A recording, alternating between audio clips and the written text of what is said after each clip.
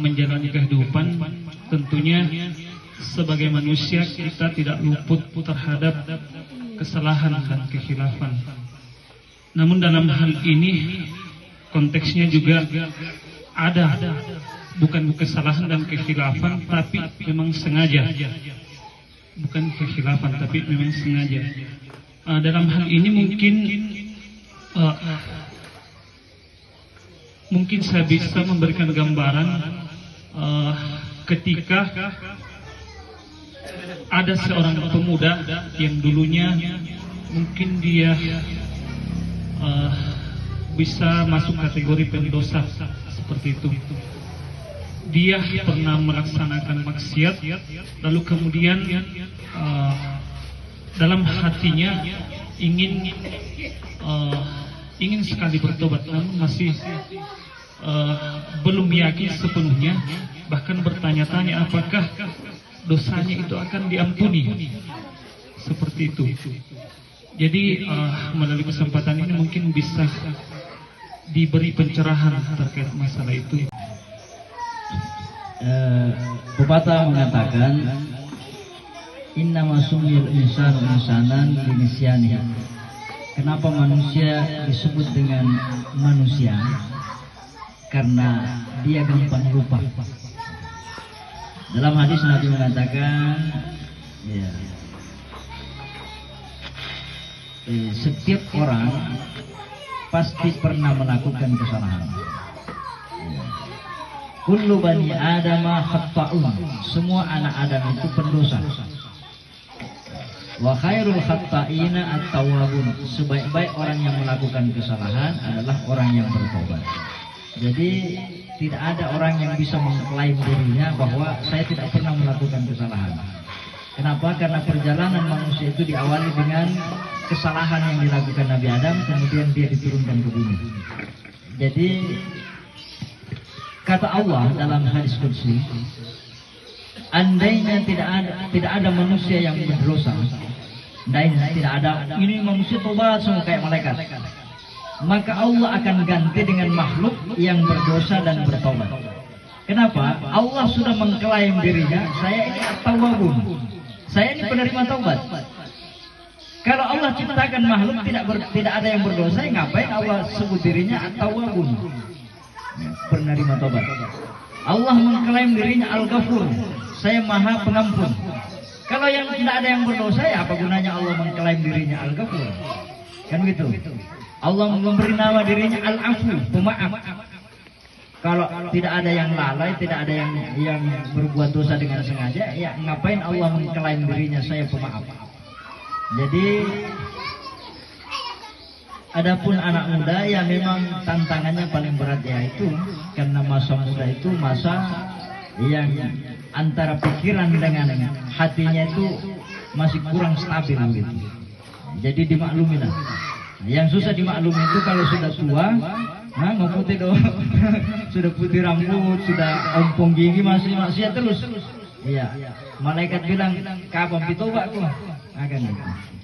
Jadi, nah ini jamaah sekalian yang sama berbahagia, ada beberapa kriteria yang harus dipenuhi supaya dia bertobat.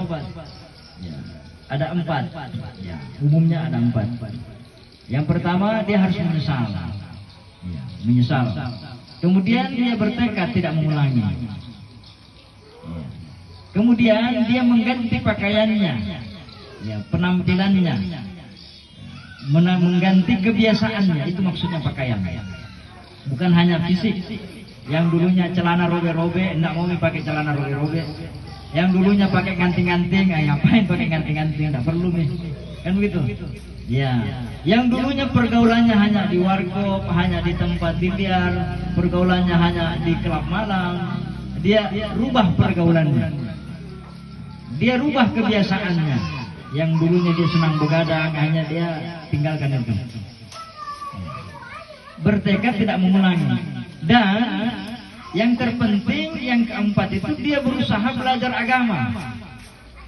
Banyak orang dia bertobat, tapi dulu sebelum dia tobat, dia tidak tahu ngaji. Setelah tobat masih tak bisa ngaji.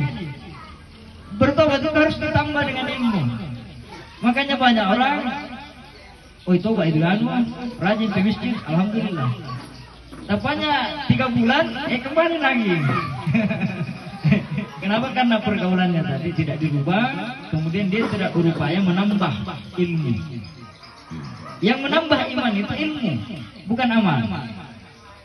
Contohnya, Anda 100 rakaat sholat, itu tidak menambah apa-apa, hanya menambah jumlah sujudmu, jumlah rukukmu. Yang menambah ilmu itu, yang menambah iman itu adalah ilmu. Seperti ini.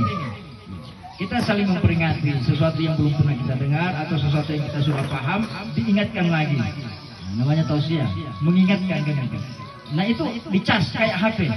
HP kalau lama nggak dicas, dipakai saja bisa lobet kan gitu. Nah, iman ini dicas dengan ilmu. Karena memang kata Nabi, al-imanu yazidu wa yanqusu. Ya.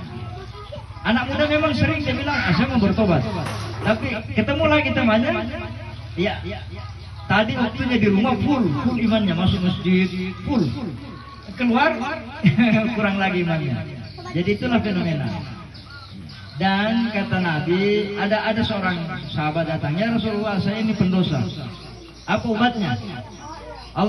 Nabi mengatakan, obatnya adalah itu bertobat. At-taibu minal dzambi kaman la dzambalahu.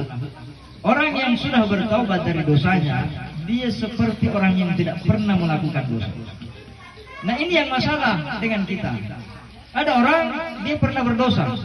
Dalam hati kita itu terus penjahat itu orang. Padahal orang itu sudah lama bertaubat. Ini yang masalah buat kita. Diingat terus kejahatannya itu orang. Padahal itu orang sudah lama bertobat dan Allah sudah terima. Tapi dalam diri kita setiap ketemu, ini penjahat. Yang masalah kita. Padahal Nabi bilang, at-taibu minadz dzambi kaman la dzambalahu. Jadi itulah sebabnya kita harus selalu berprasangka buruk, berprasangka baik kepada orang. Jangan selalu mengingat masa lalunya sehingga membuat kita selalu berprasangka buruk. Betapa kejamnya Umar bin Khattab. Dia datang ingin membunuh Nabi. Anak perempuannya dia kubur hidup-hidup. Bayangkan itu kejahatannya Umar bin Khattab. Tapi di mana dia dikubur? Dia dikubur di samping kuburannya Rasulullah SAW. Apa maknanya? Bahwa tobat itu menghapus masa lalunya. Allah mengampuni, tapi biasanya kita manusia yang tidak mengampuni orang. Iya, padahal itu orang sudah mau tobat. Yang diingat tuh, ini Pak Imam dulu pernah kata janji. Iya, padahal Pak Imam sudah menyesali, sudah bertobat. Allah sudah terima. Kita yang berdosa. Mungkin itu penjelasannya. Iya, terima kasih.